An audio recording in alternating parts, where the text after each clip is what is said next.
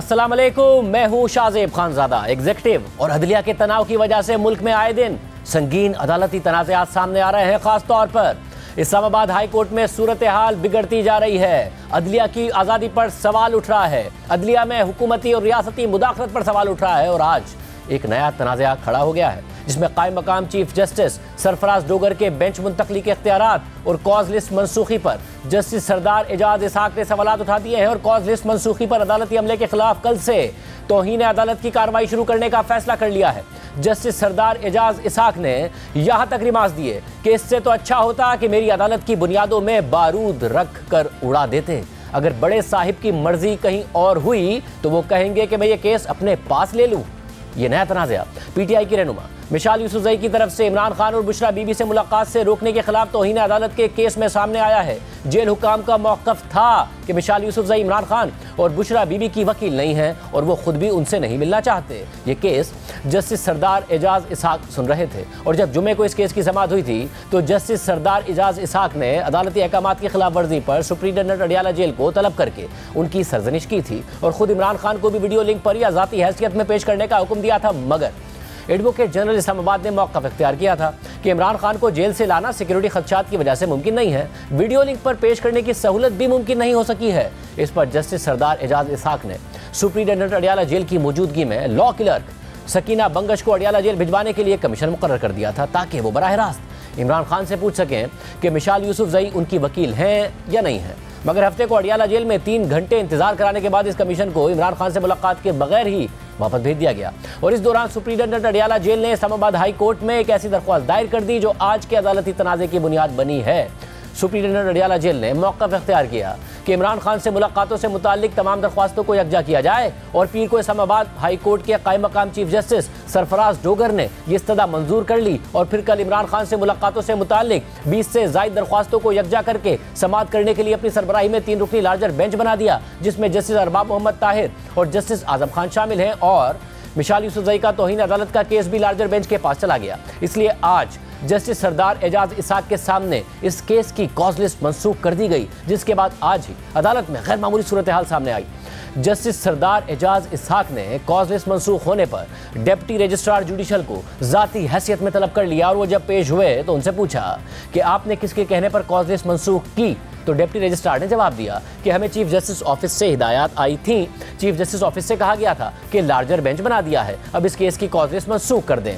Justice सरदार एजाज इसहाक ने सवाल किया कि केस मुंतकली के लिए मुतफर्रिक दरख्वास्त किस कानून के तहत दायर की गई? क्या रियासत जज की मर्जी के बगैर केस लार्जर बेंच को मुंतकिल करने की हिमायत करती है? ये करने के बजाय आप मेरी अदालत की बुनियादों में बारूद रख कर उड़ा देते।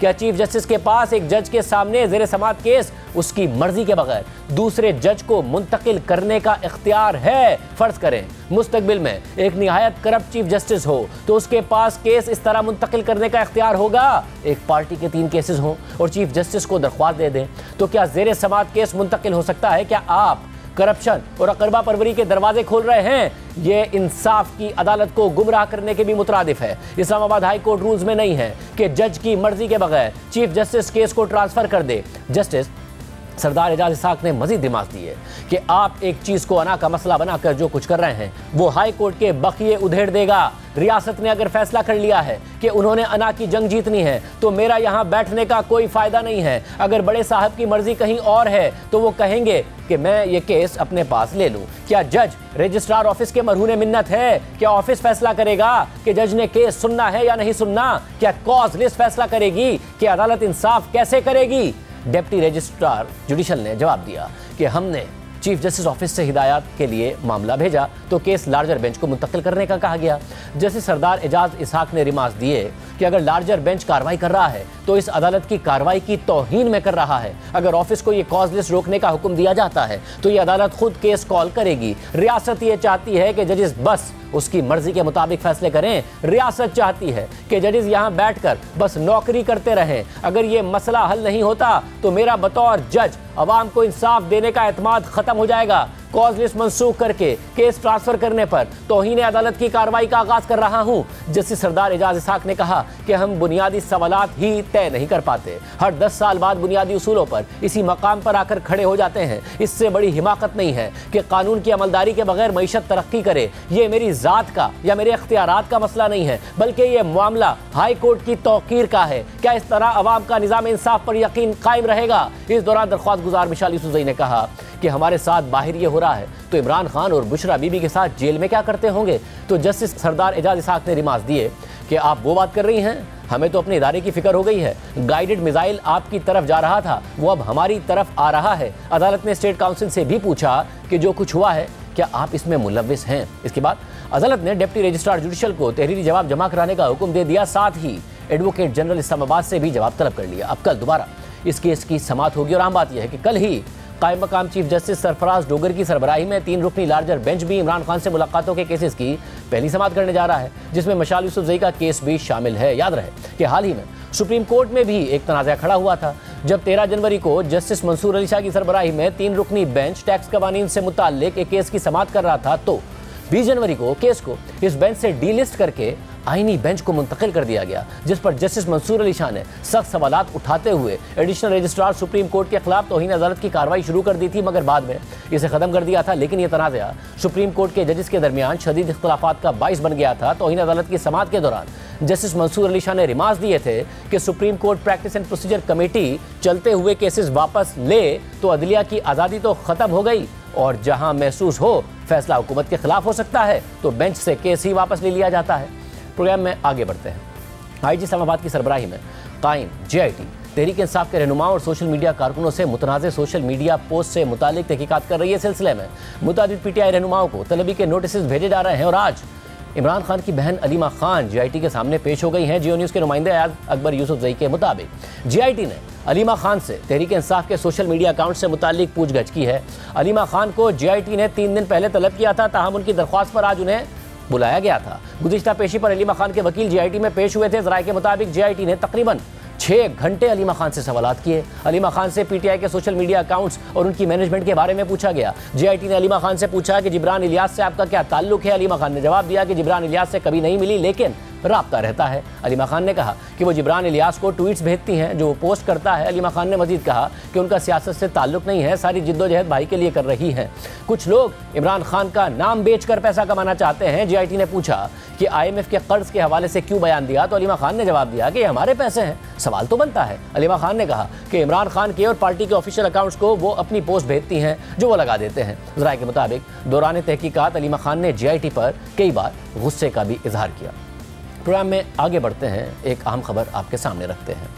ख़वातीन को जायदाद में विरासत देने से मुताल्लिक आज वफाकी शरई अदालत का एक अहम फैसला सामने आया है, जिसमें चादर, पर्ची या उससे मिलती जुलती किसी भी नाम की रस्म या रिवाज को गैर इस्लामी और गैर कानूनी करार दे दिया गया है, जिसके तहत ख़वातीन को उनके जायज़ विरासती हिस्से से महरूम किया जाता है। वफाकी शरई अदालत के चीफ जस्टिस इकबाल हमीदुर रहमान की सरबराही में जस्टिस सैयद मोहम्मद अनवर, जस्टिस खादिम हुसैन शेख और जस्टिस अमीर मोहम्मद खान पर मुश्तमिल फुल कोर्ट ने फैसला दिया है, जिसे जस्टिस सैयद मोहम्मद अनवर ने तहरीर किया है और लिखा है कि दरख्वास्त गुजार सैयदा फौजिया जलाल शाह ने मामला उठाया है कि ख़वातीन को मकामी रस्मों रिवाज के बहाने उनकी आबाई जायदाद में विरासत के उनके जायज़ हक़ से महरूम किया जा रहा है। हालांकि इस तरह के विरासत के हक़ को इस्लाम ने कुरान और सुन्नत में ख़ास तौर पर और वाज़ेह तौर पर तस्लीम किया है। दरख्वास्त गुजार के मुताबिक ये रिवाज चादर या पर्ची कहलाता है, जो कि खैबर पख्तूनख्वा के ज़िला बन्नू के इलाके में राइज है, जिसके तहत ख़वातीन को जिरगे के ज़रिए उनकी आबाई जायदाद में हक़ विरासत से मुकम्मल तौर पर महरूम किया जा रहा है या फिर दबाव डालकर उन्हें विरासत में हिस्से के तौर पर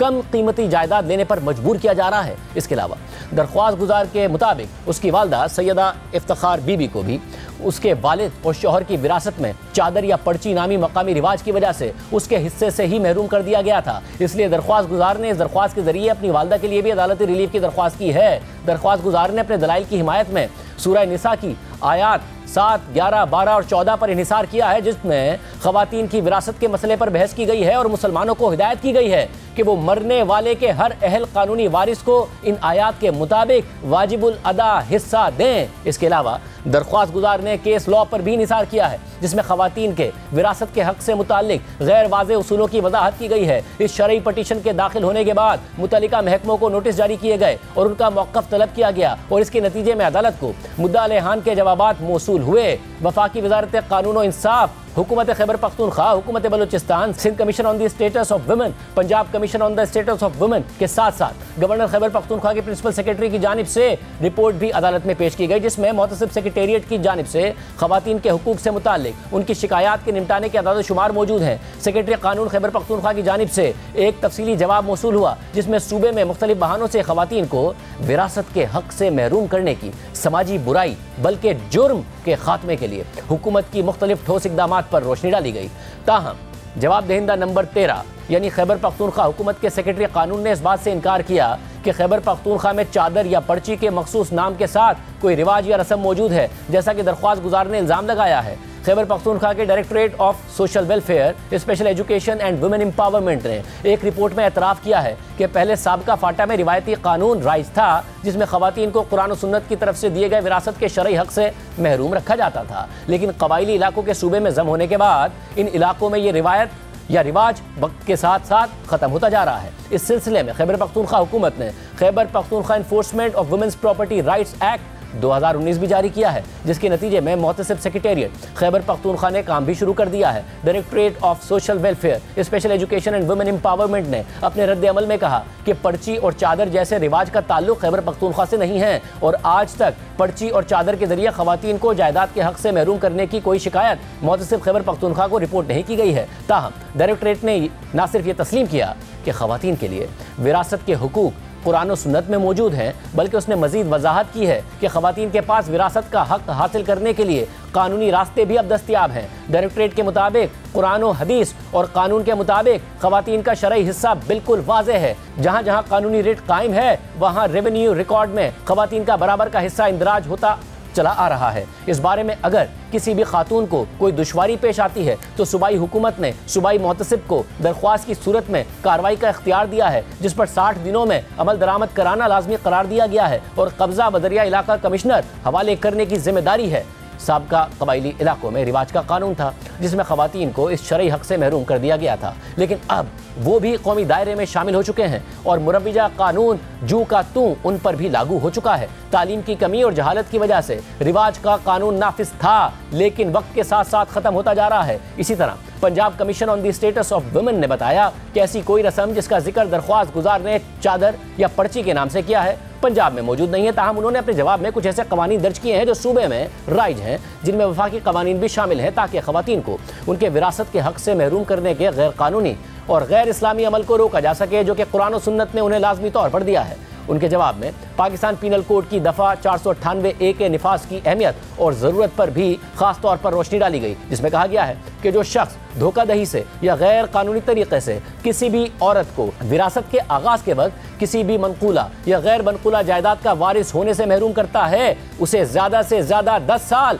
या कम से कम 5 साल कैद या 10 लाख रुपए जुर्माना या दोनों सजाएं दी जा सकती हैं। Governor Punjab, chief secretary Punjab और सेक्रेटरी कानून पंजाब ने भी अपने जवाब में ऐसा ही मौक़िफ़ इख्तियार किया है। चीफ सेक्रेटरी बलूचिस्तान ने सेक्रेटरी कानून के जरिए अपने जवाब में हुकूमत बलूचिस्तान की जानिब से कुरान और सुन्नत के अहकामात पर अमल दरामद के हवाले से अब तक उठाए गए मुख्तलिफ इक़दामात का जिक्र किया, जो मुसलमानों को विरासत में उनका जायज़ हिस्सा देने की हिदायत करते हैं। उन्होंने बलूचिस्तान में ख़वातीन की विरासत के तहफ़्फ़ुज़ के लिए मुतल्लिका महकमों की मुआवनत के हवाले से रिपोर्ट जमा कराई है। ताहम उन्होंने इस बात की तरदीद की है कि चादर या पर्ची या किसी और नाम से ख़वातीन को उनके विरासत के हुकूक से महरूम करने का कोई रिवाज मौजूद है। हुकूमत बलूचिस्तान ने 19 जुलाई 2021 को जस्टिस मोहम्मद कामरान खान की जानिब से सुनाए गए बलूचिस्तान हाई कोर्ट के फैसले में मौजूद हिदायत की तामील के लिए अपनी कोशिशों के बारे में भी बताया। काबिल गौर बात यह है कि अपने जवाब में सेक्रेटरी कानून बलूचिस्तान ने भी पाकिस्तान पीनल कोड की दफ़ा 498 की अहमियत और उस पर अमल दरामद की ज़रूरत पर जोर दिया, ताकि ख़वातीन को विरासत के हक़ से महरूम करने के मसले पर काबू पाया जा सके, और लिखा कि दफ़ा 498 के पीछे हिकमत अमली ये थी कि कोई भी औरत अपने हक़ विरासत से महरूम ना रहे और मज़कूरा दफ़ा की खिलाफवर्जी करने वाले के लिए सज़ा मुकर्रर है। हुकूमत सिंध की जानिब से commission on the status of women ने सिंध में ख़वातीन को उनकी आबाई जायदाद में विरासत के हक़ से महरूम करने के मुजरिमाना अमल को रोकने के लिए कमीशन की कोशिशों को उजागर करते हुए जवाब दिया है। उनके जवाब से बआसानी अंदाज़ा लगाया जा सकता है कि सिंध मुल्क के दीगर सूबों के मुकाबले में ख़वातीन के विरासत के हुकूक की पामाली को रोकने के लिए कानून साजी करने में पीछे है। सिंध में अब तक ऐसी कोई कानून साजी नहीं हुई है। हुकूमत सिंध के रद्द-ए-अमल से यह बात सामने आती है कि ख़वातीन को विरासत के हक़ से महरूम करने के इस घिनौने जुर्म को रोकने के लिए सिर्फ एक महकमा यानी ख़वातीन की हैसियत से मुताल्लिक सिंध कमीशन मौजूद है, जिसके पास अपने हुक्म पर अमल दरामद का कोई इख्तियार नहीं है। लिहाजा हमने ख़वातीन के जायदाद के हुकूक के तहफ़्फ़ुज़ के लिए कानून साजी करने में सिंध के पीछे रहने का नोटिस लिया है, जिस पर पार्लियामेंटेरियंस और सिंध की सूबाई असम्बली के अराकीन को मुनासिब तवज्जो देने की ज़रूरत है। सिंध कमीशन ने अपने जवाब में कहा है कि सिंध में चादर और पर्ची का रिवाज मौजूद नहीं है। ये रिवाज खैबर पख्तूनख्वा और बलूचिस्तान के कबायली इलाकों में चल रहे हैं। फिर अदालत ने लिखा कि हमने शरई पटिशन का जायजा लिया है और फैसला किया है कि दरख्वास्त गुजार की तरफ से मांगा गया रिलीफ शरई पटिशन में नहीं दिया जा सकता। ताहम इस पटिशन के जरिए दरख्वास्त गुजार की तरफ से उठाया गया दूसरा मसला इस अदालत के दायरा इख्तियार में आता है कि बन्नू और सूबा खैबर पख्तूनख्वा के कुछ हिस्सों में एक रिवाज है जिसमें ख़ानदान की ख़वातीन या तो अपनी विरासत के हक़ से मुकम्मल तौर पर महरूम है, जिसकी ज़मानत इस्लाम ने कुरान और सुन्नत के ज़रिए दी है, या वो विरासत में से कम कीमती हिस्सा लेने पर मजबूर हो जाती हैं। अगर किसी नाम से ऐसा कोई रिवाज मौजूद है तो वो बज़ाहिर कुरान और सुन्नत के ज़रिए इस्लाम के मुतारिफ़ करदा कानून विरासत के उसूलों के ख़िलाफ़ है। अहादीस नबवी में दर्ज है कि इस्लाम से पहले इस तरह के रिवाज थे जहाँ ख़वातीन खुसूसन बेवाओं को उनके हक़ विरासत से महरूम रखा जाता था या उनके विरासत के हुकूक को मुकम्मल तौर पर ख़त्म कर दिया जाता था। इसलिए कुरान की आयात जो कि शरई वारिस औरत और औरत के हुकूक के बारे में बताती हैं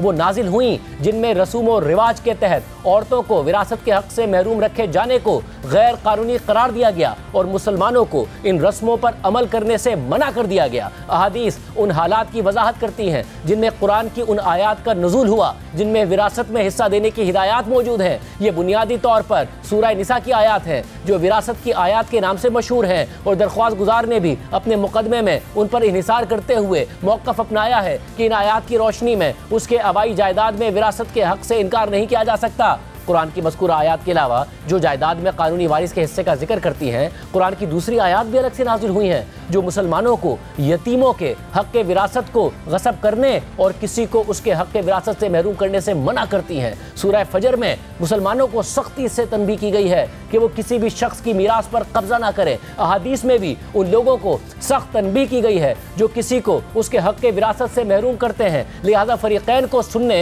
और उनके जवाबात और उनकी तरफ से जमा कराई गई रिपोर्ट्स का जायजा लेने के बाद हम इस नतीजे पर पहुंचे हैं कि ख़वातीन के विरासत के हक़ से अगर मकामी रस्म व रिवाज के बहाने किसी भी शक्ल और तरीक़े से इनकार किया जाता है तो यह गैर इस्लामी है। हालांकि मुतल्लिका महकमे अपना काम कर रहे हैं, लेकिन फिर भी इस बात की ज़रूरत है कि उन्हें मुआशरे से इस समाजी बुराई को ख़त्म करने के लिए ज़्यादा चौकस और फ़आल तौर पर काम करना चाहिए। जवाब दहिंदा के जवाब से एक अहम पहलू सामने आता है कि मुतल्लिका हुकूमती महकमों को भी इस जुर्म की संगीनी को समझने की ज़रूरत है। मिसाल के तौर पर इस मामले में इन सब हुकूमती महकमों ने तस्लीम किया कि ख़वातीन को उनके विरासत के हक़ से महरूम रखा जा रहा है, लेकिन उन्होंने इस बात से इनकार किया कि चादर या पर्ची के नाम पर कोई रिवाज मौजूद है। यहाँ उन्हें यह समझने की ज़रूरत है कि गैर कानूनी अमल का नाम अहम नहीं होता, बल्कि वो अमल बजाते खुद अहम होता है। इसलिए ख़वातीन के विरासत के हुकूक से इनकार के हवाले से अदाद शुमार मुरत्तिब करते हुए commission on the status of women जैसे मुतल्लिका महकमे को उन मुख्तलिफ तरीक़ों की भी दर्जाबंदी करनी चाहिए जिनसे ये घिनौना जुर्म किया जा रहा है। इस तरह की कोशिशों से मुतल्लिका हुकाम को ज़्यादा मौसर अंदाज में ख़वातीन को विरासत के हुकूम से महरूम होने से बचाने में मदद मिलेगी। जवाब दहिंदगान महकमों के जवाबात और रिपोर्ट से ज़ाहिर होता है कि विरासत का हक़ जो इस्लाम ने ख़वातीन को दिया है उससे मुल्क के मुख्तलिफ इलाकों में मुख्तलिफ तरीक़ों से इनकार किया जा रहा है। खैबर पख्तूनख्वा मुतसिब सेक्रेटेरिएट की रिपोर्ट के अदाद शुमार इस हकीकत के बारे में बहुत कुछ बताते हैं कि ख़वातीन का विरासत में जायदाद हासिल करने का जो बुनियादी हक़ कुरान और सुन्नत ने उन्हें दिया है उसकी मुख्तलिफ तरीक़ों और मुख्तलिफ बहानों से संगीन खिलाफ वर्जी की जा रही है। हमने ये भी देखा है कि आला अदालतों के बहुत से ऐसे फैसले मौजूद हैं जो किसी इलाके या कास्ट के लिए मखसूस उन तरीक़ों का इहाता करते हैं जिसके तहत ख़वातीन को उनकी आबाई जायदादों में विरासत के हक़ से महरूम कर दिया गया था, अगरचे वक्त गुजरने के साथ साथ ऐसे गैर इस्लामी रवैये ख़त्म होते जा रहे हैं, लेकिन फिर भी सकाफ़त और रिवायात में उनकी जड़ें इतनी गहरी हैं कि उन्हें मुख्तलिफ तरीक़ों से मंजर आम पर लाया जा रहा है। लिहाजा आज भी ये अमर मज़ीद होशियार रहने और उन हुक्काम और सरकारी महकमों से सख्ती से काम लेने की ज़रूरत पर जोर देता है जो मुआशरे की इन बुराइयों को रोकने के लिए कानून के तहत जिम्मेदार हैं। दस्तियाब अदाद शुमार और फरीक़ैन की जानिब से जमा कराई गई रिपोर्ट से वाज़ेह होता है कि ऐसी मुजरिमाना हरकतें हैं जिनके तहत ख़वातीन को विरासत के हक़ से महरूम रखा जाता है बहुत आम हैं। इस सिलसिले में आमतौर पर एक गैर कानूनी अमल हक बख्शवाई या हक बख्शवाना के नाम से जाना जाता है, जिसका लफ्जी मतलब है हकूक से दस्तबरदार होना, और यह मुल्क भर में मुख्तलिफ शक्लों में जारी है। इसमें गासिब अफराद अपने गैर कानूनी और मुजरिमाना कामों को एक किस्म का कानूनी कवर देने की कोशिश करते हैं और या तो ज़बरदस्ती या जज्बाती तौर पर ब्लैकमेल करके ख़ानदान की ख़वातीन को मर्द अराकीन के हक़ में विरासत से दस्तबरदार करा लेते हैं। दरख्वास्त गुजार ने अपनी दरख्वास्त में कुछ इसी तरह के तर्ज अमल का भी जिक्र किया कि उसे जिरगे ने अपनी आबाई जायदाद का हक छोड़ने पर मजबूर कर दिया था। उन्होंने इस प्रैक्टिस का नाम चादर या पर्ची रखा, लेकिन केस की बहस के दौरान इस रिवाज के कई नाम हमारे इल्म में लाए गए जिसके बहाने खवातीन को उनके हक़ विरासत से महरूम किया जा रहा है। लिहाजा इन रस्म रिवाज का एक एक करके तज्जिया करने के बजाय जो इस घिनौने जुर्म के इर्तिकाब के लिए इस्तेमाल हो रहे हैं, हम यहाँ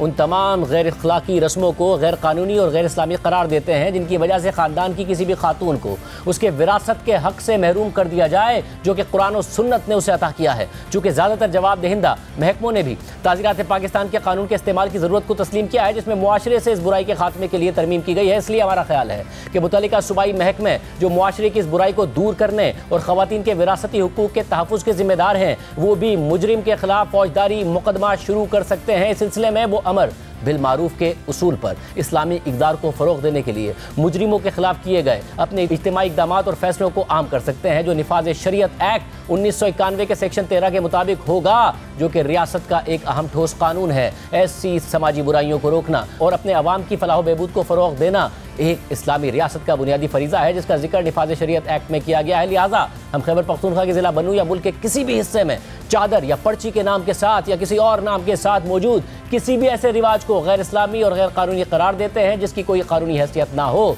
और जिसकी वजह से औरतों को उनकी आबाई जायदाद से मुकम्मल या जुज़वी तौर पर महरूम किया जाता है जो उन्हें विरासत में मिली है, या कोई दूसरा अमल जो ख़वातीन को उनके विरासत के हक़ से महरूम करता है जो कुरान और सुन्नत के ज़रिए अता किया गया है, ऐसा अमल गैर इस्लामी है और कुरान और सुन्नत के उसूलों के खिलाफ है, इसलिए बातिल और नाजायज़ है और इस पर सज़ा भी हो सकती है। हम मज़ीद करार देते हैं कि ख़वातीन के विरासत के हुकूक को मुतासिर करने वाले तमाम या कोई भी रिवाज या रस्म गैर इस्लामी और गैर कानूनी है। ऐसे जुर्म के मुर्तकिब अफराद के खिलाफ ताज़ीरात पाकिस्तान की दफ़ा 498A के तहत कार्रवाई की जानी चाहिए, क्योंकि रियासत के मुतालिका हुकाम की तरफ से ऐसी कार्रवाइयाँ अमर बिल मारूफ और नही अनिल मुनकर के दायरे में आती हैं जो कि रियासत का एक अहम फरीज़ा है।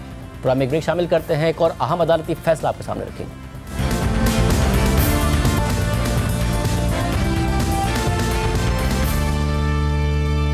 लाहौर हाई कोर्ट ने एक अहम मुकदमे के फैसले में यह करार दिया है कि निकाह के बगैर पैदा होने वाली औलाद का खर्चा उठाने का जिम्मेदार उसका बाप है। जस्टिस अहमद नदीम अरशद ने ईशा रानी नामी बच्ची की जानिब से एक शख्स को अपना हयातियाती बाप करार देकर उससे नान नफ़के का मुतालबा करने के मुकदमे में फैमिली कोर्ट के फैसले पर अहम ऑब्जर्वेशंस दिए और लिखा है कि दरख्वास्त गुजार ने फैमिली कोर्ट की तरफ से 25 जून 2022 को सुनाए गए फैसले और हुक्मनामे की कानूनी हैसियत पर सवाल उठाया है, जिसके तहत मुद्दा अलया नंबर 2 यानी दरख्वास्त गुजार की मुबैना हयातियाती बेटी ईशा रानी या ईशा बीबी को देखभाल के अलाउंस की वसूली का हुक्म दिया गया था। ईशा रानी की वालदा मरियम जाहिद को मौजूदा दरख्वास्त गुजार मोहम्मद अफजल ने मुबैना तौर पर ज्यादती का निशाना बनाया और इस वाक़े की FIR उसके खिलाफ 4 मार्च 2020 को दर्ज की गई। मज़कूरा रेप के नतीजे में मरियम जाहिद हमला हो गई और बिलाखिर नाबालिग जवाब दहिंदा नंबर 2 ईशा रानी 27 मई 2020 को पैदा हुई और दावा किया कि वो दरख्वास्त गुजार मोहम्मद अफजल की हयातियाती बेटी है। ईशा रानी ने मेंटेनेंस अलाउंस की वसूली के लिए एक मुकदमा दायर किया और दावा किया कि वो हयातियाती बेटी होने के नाते दरख्वास्त गुजार मोहम्मद अफजल से मेंटेनेंस अलाउंस की वसूली की हकदार है।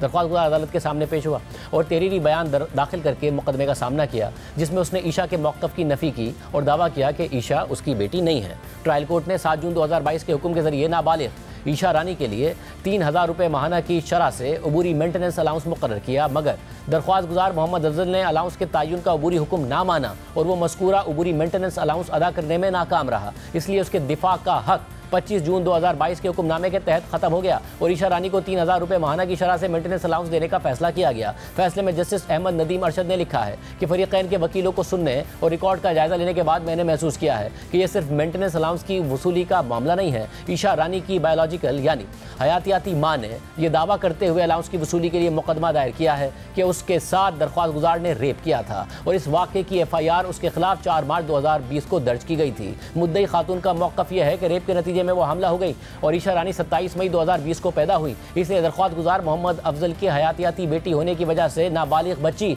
मेंटेनेंस अलाउंस की हकदार है। दरख्वास्त गुजार मोहम्मद अफजल अदालत में हाजिर हुआ और उसके बरक्स तहरीरी बयान दाखिल करके मुकदमे का सामना किया, जिसमें उसने ईशा रानी के इल्ज़ाम की नफ़ी की और दावा किया कि नाबालिग ईशा उसकी बेटी नहीं है।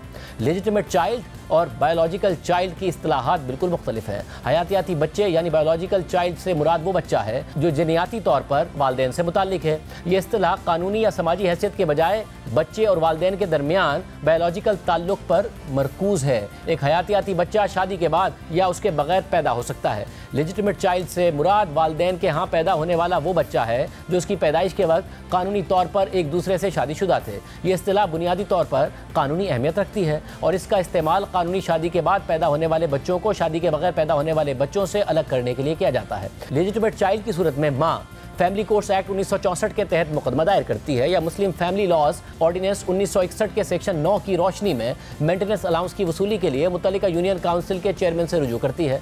अदालत आर्जी इंतजाम के तौर पर उबूरी मेंटेनेंस अलाउंस तय करती है और वालिद की जानिब से उबूरी मेंटेनेंस अलाउंस की अदायगी में नाकामी पर अदालत उसका दिफा खत्म कर देती है और फैमिली कोर्ट्स एक्ट 1964 के सेक्शन 17A के तहत फौरी तौर पर मुकदमे का फैसला सुना देती है। लेकिन ऐसी सूरत में जहां एक औरत मर्द को हयातियाती यानी बायोलॉजिकल बाप करार देकर उसके खिलाफ अपने बच्चे के मेंटेनेंस अलाउंस का दावा करती है और वो मर्द इस दावे की तरदीद कर देता है, तो फिर खातून को पहले काबिल एतमाद सबूत पेश करने की ज़रूरत होती है कि वो मर्द दर हकीकत बच्चे का बायोलॉजिकल यानी हयातियाती बाप है। ये साबित करने का बोझ कि मर्द असल में बच्चे का हयातियाती बाप है उस औरत पर है जो किफालत का दावा करती है। वो बच्चा जिसकी पैदाइश या तो रेप या जिना के नतीजे में हुई हो और वो निकाह के नतीजे में पैदा ना हुआ हो। इस्लाम में बच्चे की हैसियत का तयन कई तरीक़ों से किया जा सकता है। सबसे पहले कानूनी शादी या दोनों वालदेन के दरमियान फासी शादी के जरिए, दूसरा मशकूक इज़्दिवाजी ताल्लुकात के जरिए, तीसरा बाप ये एतराफ़ कर ले कि बच्चा उसका हयातियाती बच्चा है, चौथा 2 मुनसिफ मर्द गवाहों की गवाही आ जाए, पाँचवा क़याफ़ा यानी माहिरीन की तरफ से तस्दीक करना जो जिस्मानी खुसूसियात और मुशाबहत जैसे कि खून, बाल, हड्डी और लाभ जैसे नमूनों की बुनियाद पर वल्दियत का तयन करने में महारत रखते हों। छठा DNA टेस्ट के जरिए है। आखिरी तरीका लेबॉर्ट्री टेस्टिंग के जरिए है जिसमें वल्दियत का तयन करने में 99% दुरुस्तगी के साथ कामयाबी हो जाती है और उसे विरासत के लिए मोरूसी नस्ब की शनाख्त की खातिर भी इस्तेमाल किया जा सकता है। फैसले में मजीद लिखा है कि एक बार वल्दियत साबित हो जाने के बाद मुद्दा अलैहा कानूनी तौर पर बच्चे की देखभाल के लिए अलाउंस फराहम करने का पाबंद होगा। अदालत मुनासिब मेंटेनेंस अलाउंस का तयन करने के लिए मर्द की माली सलाहियत और बच्चे की ज़रूरियात का जायज़ा लेगी। दलाइल के दौरान दरख्वास्त गुजार मोहम्मद अफजल की जानिब से पेश होने वाले वकील ने बुनियादी तौर पर इस बात पर जोर दिया कि फैमिली कोर्ट के पास इस मामले पर फैसला करने का दायरा इख्तियार ही नहीं था। उन्होंने मजीद कहा कि नाबालिग जवाब दहिंदा नंबर 2 ईशा रानी की वालदा को मजाज अदालत से एक फैसला हासिल करना होगा जिसमें कहा गया हो कि नाबालिग बच्ची दरख्वास्त गुजार की ही बायोलॉजिकल यानी हयातियाती बेटी है। उन्होंने ये भी कहा कि दरख्वास्त गुजार मोहम्मद अफजल इलेजिटिमेट चाइल्ड को नान नफ़का देने का पाबंद नहीं है। अब मैं इन एतराज़ात पर बहस करता हूँ कि क्या फैमिली कोर्ट को केस सुनने का इख्तियार है और क्या नान नफ़का किसी इलेजिटिमेट चाइल्ड को दिया जा सकता है या नहीं। पहले बच्चे की देखभाल से मुताल्लिक़ कानून ज़ाब्ता फौजदारी की दफ़ा 488 से 490 तक में मौजूद था। दफ़ा 488 कहती कि अगर कोई शख्स अपनी बीवी या उसके इलिजिटिमेट या लेजिटिमेट चाइल्ड को नान नफ़का देने में कोताही करता है या उससे इनकार करता है तो उसकी गफलत या इनकार साबित हो जाने पर फर्स्ट क्लास मजिस्ट्रेट ऐसे शख्स को अपनी बीवी या बच्चे की किफ़ालत के लिए माहाना अलाउंस देने का हुक्म दे सकता है। यानी इस दफ़ा ने बाप को अपने इलिजिटिमेट चाइल्ड या लेजिटिमेट चाइल्ड को पालने का पाबंद बनाया है। बाद में मुस्लिम फैमिली लॉज ऑर्डिनेंस 1961 मुतारिफ कराया गया। मज़कूरा ऑर्डिनेंस का सेक्शन 9 नान नफ़के से मुताल्लिक है और ये कहता है कि अगर कोई शख्स अपनी बीवी या बच्चों को पालने में नाकाम रहता है तो बीवी या बच्चों के पास चेयरमैन को दरख्वास्त देने का रास्ता है। जो इस मामले का तयन करने के लिए एक सालिसी काउंसिल तश्कील देगा और सालिसी काउंसिल एक सर्टिफिकेट जारी कर सकती है जिसमें उस रकम की वजाहत की जाए जो कि देखभाल के तौर पर अदा की जाएगी। इसके बाद मगरबी पाकिस्तान फैमिली कोर्ट्स एक्ट 1964 नाफिज किया गया, जिसका सेक्शन 5 फैमिली कोर्ट के दायरे इख्तियार से मुताल्लिक है। इन दफात के निफाज के बाद सदर ने 1981 में एक ऑर्डिनेंस के जरिए दफा 488 से 890 तक क्रिमिनल प्रोसीजर कोड को मंसूख कर दिया। मंसूखी से पहले CRPC की दफा 488 का इस्लामी नजरियाती काउंसिल ने ज़ाब्ता फौजदारी से मुताल्लिक अपनी रिपोर्ट का जायजा लिया और अपने मुशाहिदात में कहा कि यह कहना बहुत अजीब होगा कि बच्चे का बोझ सिर्फ जानिया को ही बर्दाश्त करना है और कानून जानी को बच्चे या बच्चों की कफालत का जिम्मेदार करार देने के लिए बेख्तियार है, हालांकि वो पूरे अमल में और बच्चे की पैदाइश में बराबर का शरीक था। शरीयत में इसकी कोई मुमानियत नहीं है। मेरी राय है कि यह दफा शरीयत के मुनाफी नहीं है, लेकिन बेहतर होगा कि किसी शक व शुबे से गुरेज किया जाए और प्यूटेटिव फादर की जगह लिखा जाए वो शख्स जिससे बच्चा पैदा हुआ। सुप्रीम कोर्ट ने अपने 1995 के फैसले में लिखा कि क्रिमिनल प्रोसीजर कोड की दफा 488 में नान नफका देने की बात मगरबी पाकिस्तान फैमिली कोर्ट्स एक्ट 1964 की दफात के तहत आती है। सुप्रीम कोर्ट के एक फुल बेंच के फैसले में लिखा है कि फैमिली कोर्ट को west Pakistan family courts act 1964 के सेक्शन 5 के तहत उन तमाम मामलात की तशरीह, समात और फैसला करने का खुसूसी इख्तियार हासिल है जो west Pakistan family courts act 1964 के पहले शेड्यूल में आते हैं। अगरचे फैमिली कोर्ट्स एक्ट 1964 बुनियादी तौर पर शादी और ख़ानदानी मामलात से बराह रास्त मुताल्लिक मसाइल पर तवज्जो मरकूज करता है, लेकिन इसका वसीतर दायरा इख्तियार ख़ानदान की फलाह व बहबूद का अहाता किए हुए है। एक्ट की वसी ज़बान सिर्फ मियाँ बीवी के दरमियान ताल्लुकात तक ही महदूद नहीं है, बल्कि इसमें बच्चों से मुताल्लिक उमूर भी शामिल हैं, जैसे कि देखभाल और बहबूद। ये मामलात फितरी तौर पर ख़ानदानी उमूर से जुड़े हुए हैं, क्योंकि ख़ानदान की मजमूई फलाह व बहबूद को यकीनी बनाने के लिए बच्चे की देखभाल ज़रूरी है। अगरचे एक्ट के अल्फाज बुनियादी तौर पर ख़ानदानी मामलात और शादी से मुताल्लिक हैं, लेकिन बच्चों की देखभाल ख़ानदानी बहबूद से मुताल्लिक तनाज़ात को हल करने के लिए एक्ट के वसीतर दायरा इख्तियार की मंतकी तौसी है। यह एक्ट इस बात को तस्लीम करता है कि जब एक फ़रीक, आमतौर पर वालिद, अपनी माली जिम्मेदारी को पूरा करने में नाकाम हो जाता है तो बच्चों समेत खानदान के अराकीन की माली मदद के लिए कानूनी सहूलत फराहम की जानी चाहिए। फैमिली कोर्ट्स एक्ट 1964 का सेक्शन 5 फैमिली कोर्ट्स को शादी, देखभाल और तहवील से मुतालिक मसाइल की एक वसी रेंज पर दायरा इख्तियार देता है। खास तौर पर यह बच्चों के लिए नान नफके के दावों का फैसला करने की इजाज़त देता है, चाहे इस दावे में बच्चे और मुबैना बाप के दरमियान सिर्फ हयातियाती ताल्लुक शामिल हो। यह एक्ट नाबालिग बच्चों की देखभाल और ख़ानदान की बहबूद से मुतालिक मामलात पर लागू होता है और इसमें वो हालात शामिल हैं जहाँ खातून मुबैना बायोलॉजिकल यानी हयातियाती बाप से अपने बच्चे की देखभाल का मुतालबा करती है। अपने हयातियाती बच्चे की देखभाल के लिए औरत का दावा यकीनी तौर पर कानून के तहत आ सकता है। ख़ानदानी मामलात पर एक्ट का दायरा इख्तियार बच्चों की देखभाल से मुतालिक तनाज़ात को शामिल करने के लिए काफ़ी वसी है, यहाँ तक कि अगर मुबैना बाप के साथ बच्चे के बायोलॉजिकल ताल्लुकात पर भी इख्तिलाफ हो, अगर अदालत मुतमईन है तो वो फैमिली कोर्ट्स एक्ट 1964 की दफात के तहत बच्चे के नान नफके के दावे पर गौर और फैसला कर सकती है। अगरचे एक्ट में जायज़ या नाजायज़ के अल्फाज का खास तौर पर जिक्र नहीं किया गया है, लेकिन लफ्ज़ मेंटेनेंस अपने वसी मायने में तमाम मामलात का अहाता करता है। अदालत ये कहने में कोई हिचकिचाहट महसूस नहीं करती कि यह एक्ट खास तौर पर ख़ानदानी मामलात और शादी का हवाला देता है, लेकिन इसकी वसी तर तशरीह इसे बायोलॉजिकल यानी हयातियाती विलादत समेत बच्चों के नान नफके से मुताल्लिक मामलात के तनाज़ात का अहाता करने की इजाज़त देती है। लिहाजा फैमिली कोर्ट को इस मामले पर फैसला करने का इख्तियार हासिल है। वफाकी शरई अदालत ने एक फैसले में लिखा है कि यह कहा गया है कि इस्लाम में बायोलॉजिकल यानी हयातियाती बाप का कोई तसव्वुर नहीं है, लेकिन कानून उस शख्स को कोई हक नहीं देता जिसके बच्चे की माँ के साथ नाजायज़ ताल्लुकात के नतीजे में बच्चे की पैदाइश हुई हो। एक्ट को महदूद मकसद के लिए लागू किया जाए तो ये बाप को सिर्फ बच्चे के अखराजात बर्दाश्त करने का जिम्मेदार बनाता है। शरई कानून के वालदैन का तयन शादी के बिस्तर से होता है और जिना करने वाले को सिर्फ मायूसी होती है, वालदैन होने के हक पर लागू होता है। इसे जिम्मेदारी से कोई सरोकार नहीं है। लफ्ज़ प्यूटेटिव फादर का मतलब ये नहीं है कि बाप होने के सारे हुकूक उस पर लागू हो जाएंगे, ये सिर्फ बच्चे के नान नफके का जिम्मेदार है। जिना से पैदा होने वाले बच्चों के हुकूक को बांग्लादेशी कानूनी निज़ाम में शाज़ो नादिरी तस्लीम किया जाता है। ऐसे बच्चे अपने वालिद या वालदा या दोनों की शनाख्त से पहचाने जाने के हकदार हैं। हिंदुस्तान में कानून बाप को जिम्मेदार बनाता है कि वो अपने बच्चों की देखभाल करे, चाहे इलिजिटिमेट हो या फिर लेजिटिमेट। कुरान पाक में सूरह बकरा की आयत नंबर 233 माओं के लिए अपने बच्चों को 2 साल तक दूध पिलाने को वाजिब करार देती है और उनके बापों को हुक्म देती है कि वो बच्चों की माँ की किफ़ालत का खर्चा बर्दाश्त करें। इस आयत में इलिजिटिमेट चाइल्ड का कोई हवाला नहीं है। अल्लामा काजी मोहम्मद सनाउल्लाह उस्मानी ने तफसीर मजहरी में आयत की तफसीर करते हुए बगैर निकाह के पैदा होने वाले बच्चे की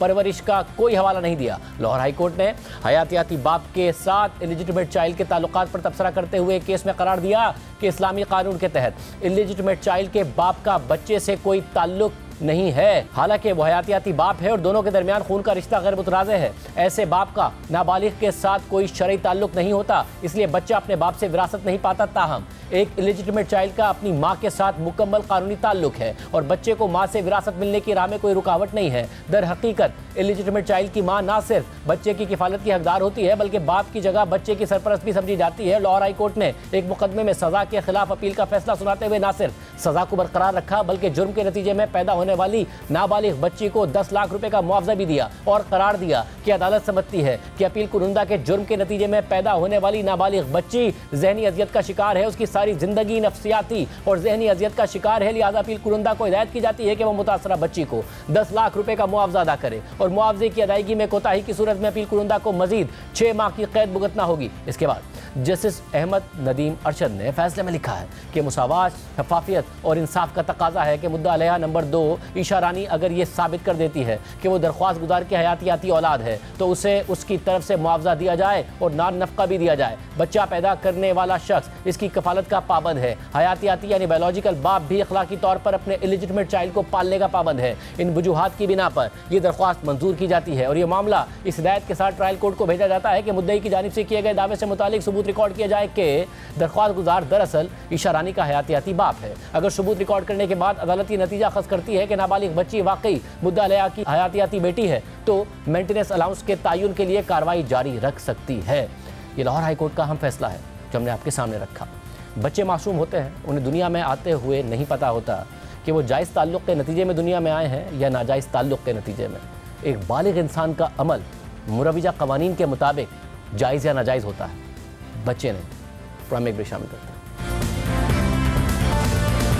गजा में तकरीबन 2 माह की आर्जी जंगबंदी के खात्मे के बाद शुरू होने वाले इसराइली हमलों का नया सिलसिला आज दूसरे दिन भी जारी है और आज मजीद 27 फ़लस्तीनी इसराइली जारियत का निशाना बन चुके हैं। मंगल की रात से शुरू होने वाले इन ताज़ा हमलों में कल भी 400 से ज़ायद फ़लस्तीनी शहीद हुए थे, जिनमें बच्चों की एक बड़ी तादाद शामिल थी, ख़वातीन की एक बड़ी तादाद शामिल थी। इस सारी सूरत हाल में इसराइल को अमरीकी सदर ट्रंप की मुकम्मल हिमायत हासिल है। हालांकि पहले ट्रंप क्रेडिट ले रहे थे इस बात का कि जो अमन कायम हुआ है या मुआहदा हुआ है वो उनकी वजह से हुआ है। उस वक्त बाइडेन इंतजामिया थी, ट्रंप ने हल्फ नहीं उठाया था, मगर वो क्रेडिट ले रहे थे कि मैं अमन के लिए आया हूँ, अमन कायम हुआ है और अब वो मुकम्मल हिमायत कर रहे हैं इस खून रेजी की। और इसी हिमायत के साथ इसराइली वज़ीर आज़म नेतन्याहू ने ऐलान कर दिया है कि वो इस जंग में मज़ीद शिद्दत लाएंगे। इसराइल की हालिया जारियत से जहाँ जंगबंदी मुआहदा अगले मरहले में जाने से पहले ही ख़त्म होने के दहाने पर पहुँच गया है, वहीं हमास की क़ैद में मौजूद इसराइली यरगमालियों की रिहाई पर अब भी सवालात उठ रहे हैं और इस पर इसराइल में यरगमालियों के अहल खाना भी सरापा एहतजाज है और इसराइली हुकूमत को, नेतन्याहू को तनकीद का निशाना बना रहे हैं कि वो ये सब अपने सियासी मफाद के लिए कर रहे हैं। इसराइल की इस हालिया खून रेजी और यरगमालियों के अहल खाना के रद्द-ए-अमल पर अल जज़ीरा ने एक रिपोर्ट तैयार की।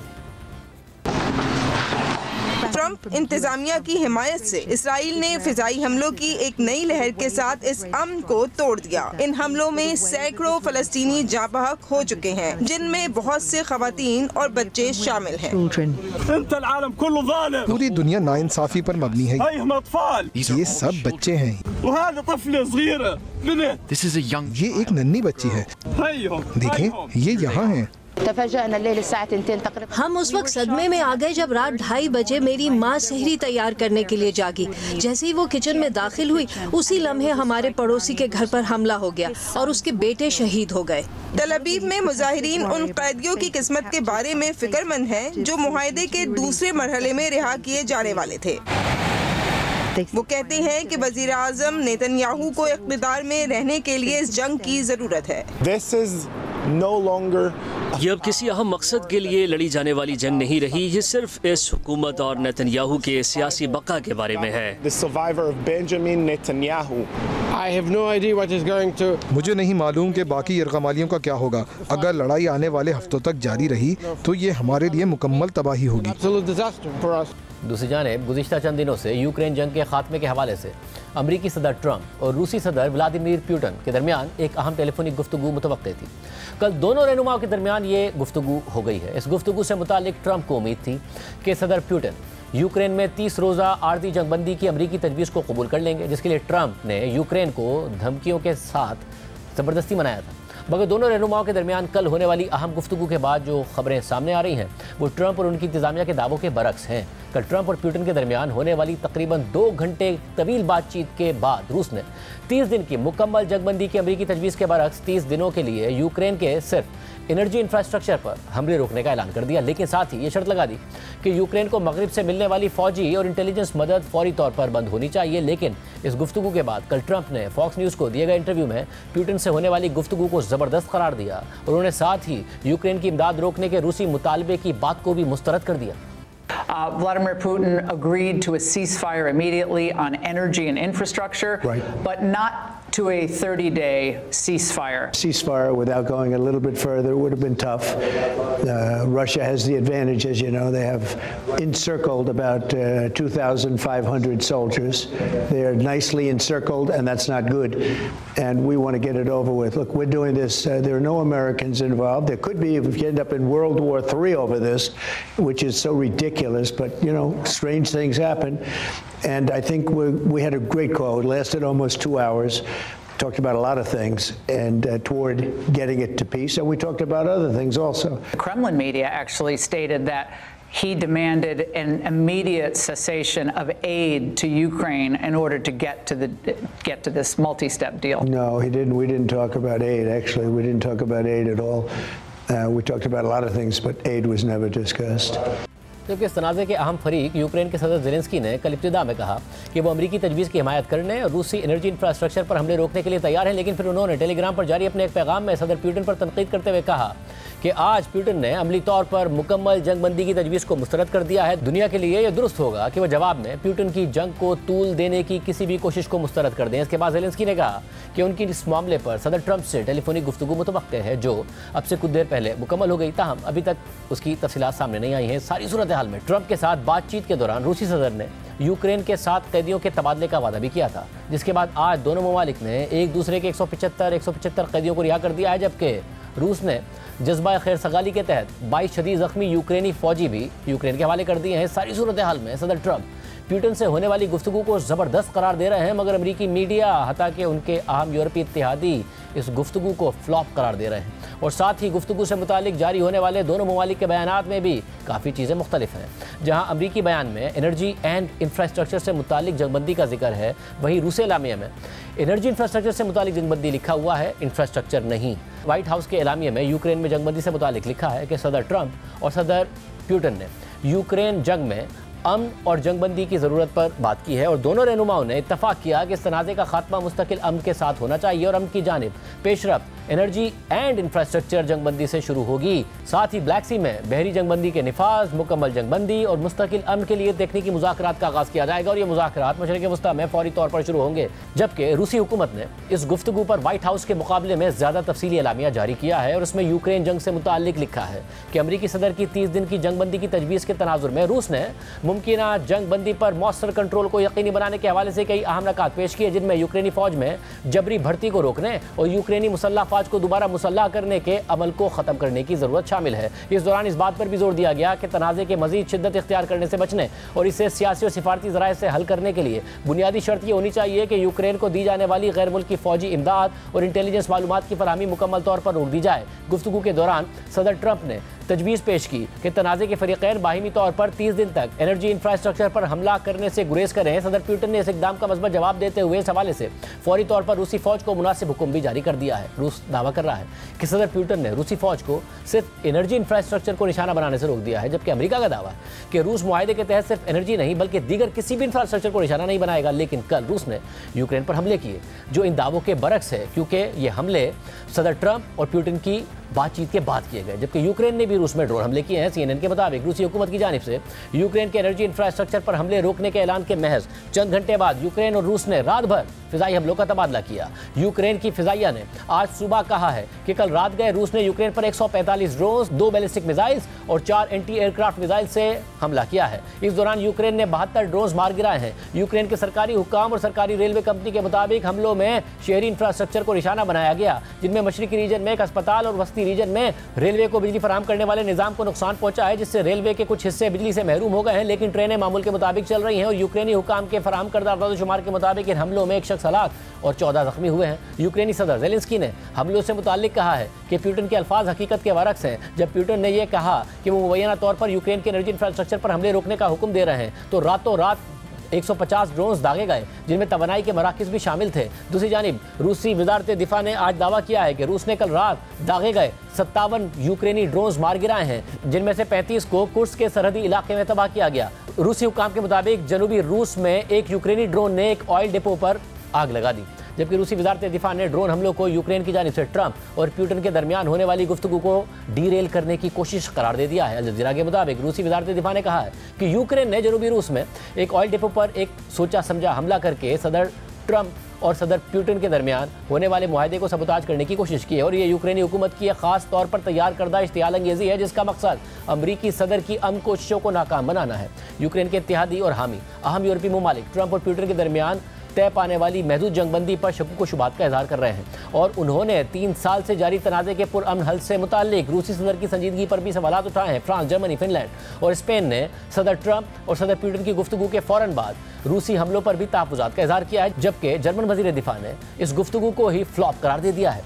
जर्मन नशरियाती इदारे DW के मुताबिक जर्मन वज़ीर दिफा ने एक टीवी इंटरव्यू में कहा है कि हमने देखा कि इस तारीखी फ़ोन कॉल के बाद पहली ही रात शहरी इंफ्रास्ट्रक्चर पर हमले बिल्कुल भी कम नहीं हुए। प्यूटन एक खेल खेल रहे हैं। जर्मन वज़ीर ख़ारजा ने रूस की इस शर्त को भी नाकाबिल कबूल करार दिया कि अमन के लिए यूक्रेन को मगरबी फ़ौज और इंटेलिजेंस मदद की मुकम्मल बंदिश ज़रूरी है। उन्होंने मजीद कहा कि यह बिल्कुल वाज़ेह है कि प्यूटन का मकसद यह है कि हामी ममालिक मजीद यूक्रेन की मदद ना करें और इसे हकीकी तौर पर अपना दिफा करने के काबिल ना बनाएं।